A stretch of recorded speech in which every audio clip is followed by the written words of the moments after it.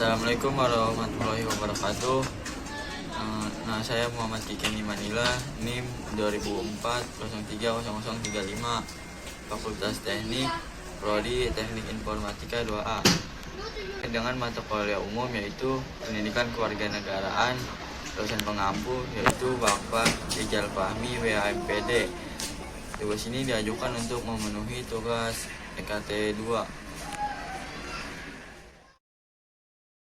Ini saya akan menjelaskan tentang materi tentang korupsi. Korupsi itu sering terjadi di dunia maupun di Indonesia.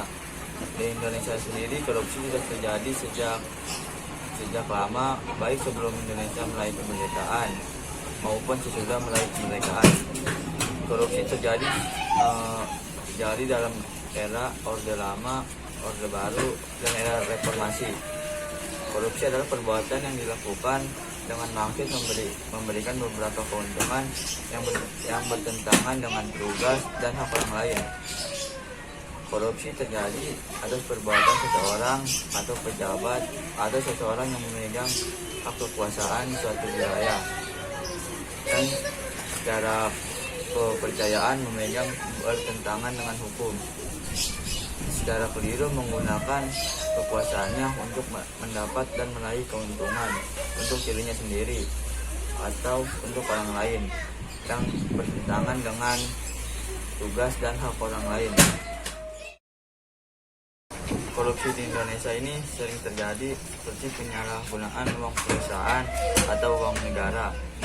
Dampak korupsi juga bisa dirasakan dalam berbagai bidang seperti bidang ekonomi, sosial, dan lain-lain. Korupsi telah diatur dalam Dasar Hukum Undang-Undang Nomor 31 Tahun 1999 tentang Pemberantasan Tindak Pidana Korupsi sebagaimana yang telah diubah dengan Undang-Undang Nomor 20 Tahun 2001 tentang perubahan atas Undang-Undang Nomor 31 Tahun 1999 tentang Pemberantasan Tindak Pidana Korupsi. Ada 3 strategi untuk menghentikan korupsi di Indonesia. Yang pertama itu strategi jangka pendek dengan memberikan arahan dalam upaya pencegahan. Yang kedua strategi menengah berupa perbaikan sistem untuk menutup celah korupsi. Yang ketiga ada strategi jangka panjang dengan mengubah budaya. Korupsi di Indonesia ini sudah terjadi sebelum kemerdekaan maupun sesudah kemerdekaan. Dampak korupsi di bidang ekonomi yaitu melambatnya pertumbuhan ekonomi di suatu negara. Yang kedua menurunnya investasi. Yang ketiga itu meningkatnya kemiskinan. Yang keempat meningkatnya ketimpangan pendapatan. Dampak korupsi di bidang sosial itu seperti penyebab kemiskinan, tercerminnya dari mahalnya harga jasa dan pelayanan publik, dan pengentasan kemiskinan makin lambat sehingga terbatasnya akses masyarakat miskin dan meningkatnya angka kriminalitas, dan yang terakhir yaitu terlihat dari solidaritas sosial yang semakin langka. Korupsi bisa terjadi karena 2 faktor, yaitu faktor internal dan faktor eksternal.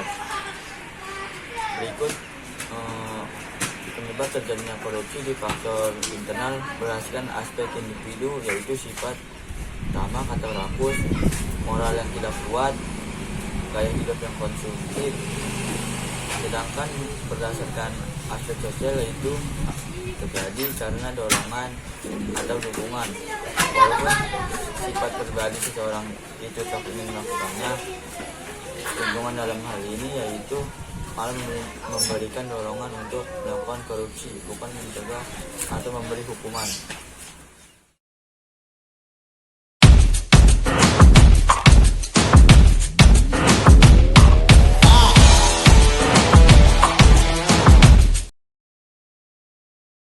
Korupsi bisa berkembang di Indonesia terjadi karena lemahnya proses hukum yang ada di Indonesia. Proses hukum yang sangat terbelit-belit dan sulit sekali untuk mengungkap. Kasus korupsi merupakan salah satu penyebab para aparat negara untuk melakukan korupsi. lemahnya tingkat keimanan dan ketakwaan kepada Tuhan Yang Maha Esa merupakan salah satu faktor utama maraknya kasus korupsi di negeri ini. Dampak korupsi sendiri untuk Indonesia yaitu korupsi mengakibatkan melambatnya pertumbuhan ekonomi di suatu negara, terus menurunnya investasi, yang ketiga meningkatnya kemiskinan, serta meningkatnya ketimpangan pendapatan, dan bahkan korupsi juga dapat menurunkan tingkat kebahagiaan masyarakat di suatu negara. Korupsi merupakan masalah yang sering dialami di berbagai negara yang ada di dunia. Tindakan korupsi bisa merugikan negara. Oleh karena itu, pemerintah di Indonesia melakukan berbagai cara untuk memberantas korupsi dan mengatasi dan menindaklanjuti masalah korupsi. Dalam perkembangan korupsi di Indonesia masih sering terjadi di mana-mana. Masih banyak para pejabat atau pemegang kekuasaan yang masih banyak menyalahgunakan kekuasaannya tersebut dengan mengambil hak yang bukan miliknya. Di Indonesia sendiri, korupsi terjadi karena kurangnya pengawasan yang dilakukan oleh pemerintah.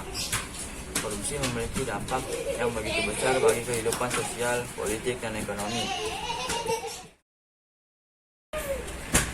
Masalah yang belum lama terjadi yaitu KPK menerima laporan dugaan korupsi dana COVID sebesar 7,63 M di Sumbar berdasarkan hasil laporan yang dilakukan oleh masyarakat.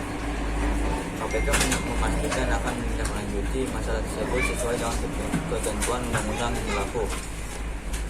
Berdasarkan Badan Pemeriksa Keuangan Perwakilan Sumatera Barat, terjadi penggunaan dana COVID senilai 4,9 M yang diduga dana tersebut digunakan oleh Badan Penanggulangan Bencana Daerah yang tidak sesuai dengan ketentuan.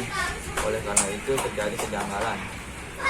Kasus dugaan korupsi dana COVID menemukan indikasi pemahalan harga pembelian APD, hand sanitizer, dan masker senilai 4,9 M.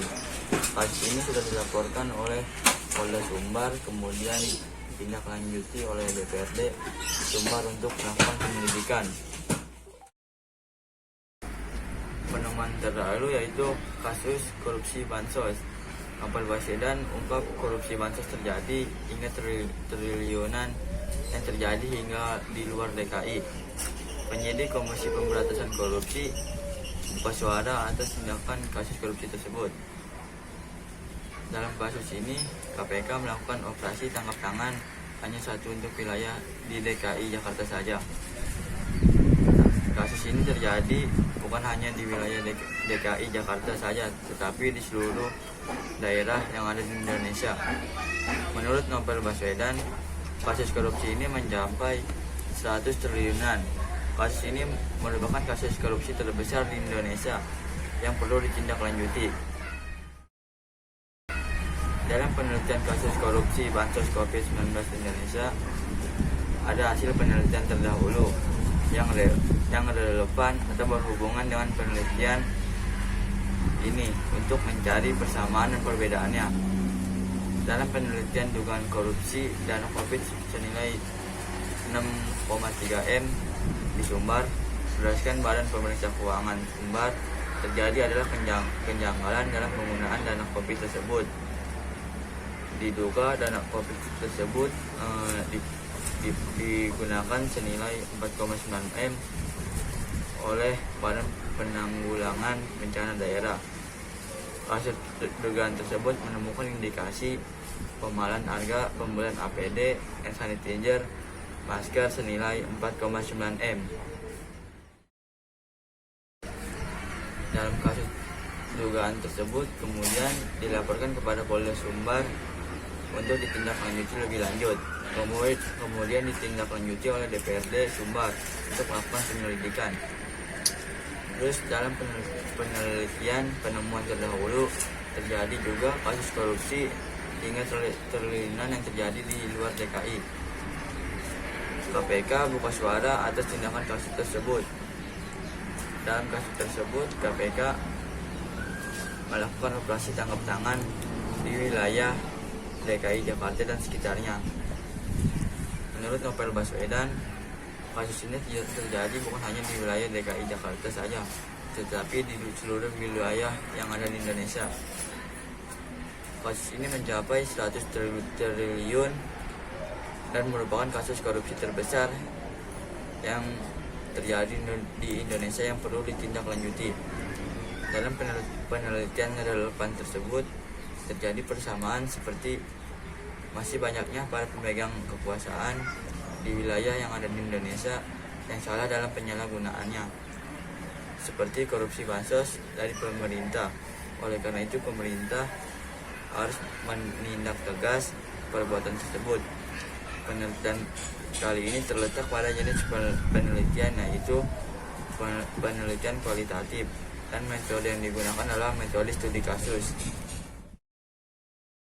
Teori korupsi menurut Jack Bolognegon, teori bahwa faktor penyebab korupsi adalah keserakahan, kesempatan, kebutuhan, dan pengungkapan. Keserakahan berpotensi dimiliki setiap orang yang berkaitan dengan individu pelaku korupsi. Teori model cost benefit, teori ini terjadi jika manfaat korupsi yang diperoleh didapat lebih besar nilainya dan resikonya lebih kecil. Teori willingness and opportunity to corrupt, korupsi ini terjadi karena adanya kesepakatan dan peluang, karena lemahnya dan kurangnya pengawasan, dan adanya niat untuk mengambil karena kebutuhan dan keserakahan. Konsep korupsi berdasarkan Undang-Undang Nomor 31 Tahun 1999, korupsi adalah tindakan setiap orang yang secara melawan hukum untuk melakukan perbuatan memperkaya diri sendiri atau orang lain atau suatu korporasi yang dapat merugikan keuangan negara atau perekonomian negara.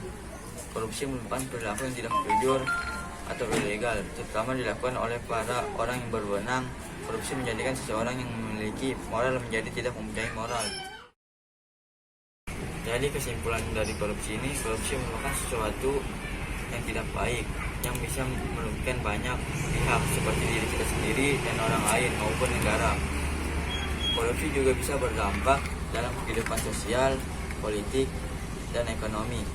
Oleh karena itu, pemerintah Indonesia harus bisa mencegah dan mengatasi kasus-kasus korupsi di Indonesia agar tidak terjadi lagi, dan harus menindaklanjuti masalah korupsi dengan tegas.